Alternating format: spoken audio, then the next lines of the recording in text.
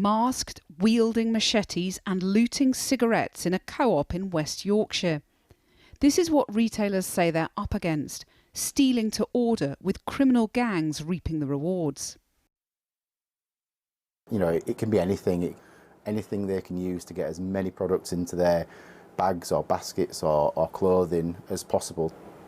In this incident, it's two prolific shoplifters that we have in the Leeds area across multiple stores, coming in completely intoxicated on some form of drug. In this small store in Leeds alone, there are dozens of thefts every week. I think you learn what people... Store manager David has himself been attacked by a looter. There was a couple of women obviously ransacking our shop.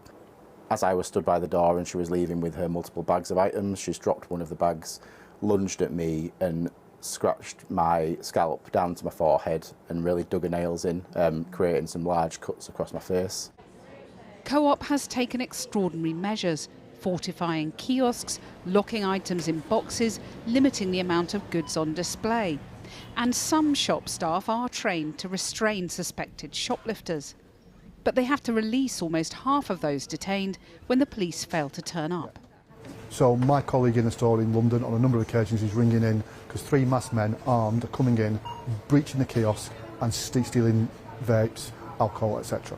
The last time she rang it in, she was told, we won't get there by the police handler, we won't get there in time.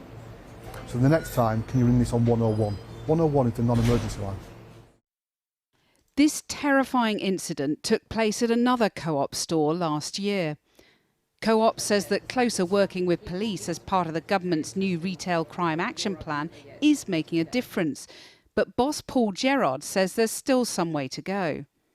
Since the action plan, though the police are now turning up 6 times out of 10 where we've detained. That's a real improvement. We're really pleased with that. Still 4 times out of 10 we're letting people go. Intelligence gathered by the National Police Chiefs Council shows foreign organised crime groups are increasingly targeting the UK. We think there are individuals who will travel to the UK specifically to commit retail crime and on occasions fly in the morning and then fly out in the afternoon, with bags of goods. So the demographic is very different to probably how the police have seen retail crime in the last few years, and probably different to how the public would perceive it as well. I mean, is that a miss then, that the police haven't been sort of hotter on to shoplifting?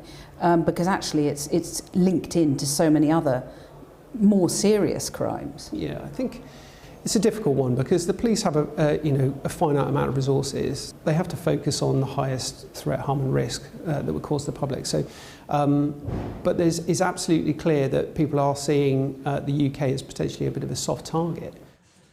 The challenge is enormous. Last year, shoplifting hit a record high in England and Wales, with more than 430,000 offences recorded by police.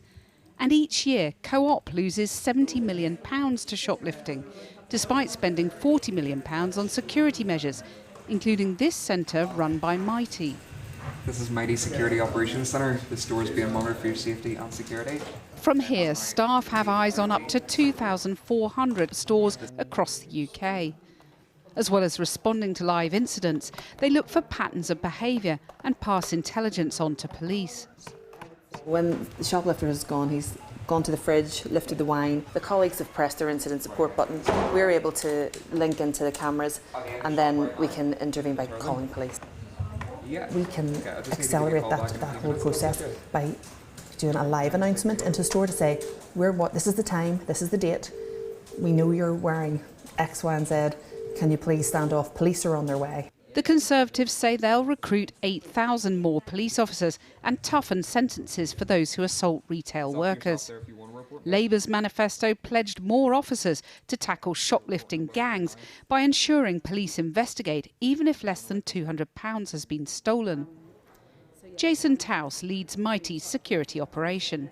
What will really change is when we start to see a better response from police as the police funds are invested in the right areas, when we're starting to see the benefits of the sharing of intelligence. The picture you're painting, it sounds like the police have lost control of this. So I think if you're asking the question is it too little too late? I don't think it is. I don't think it's ever too little too late.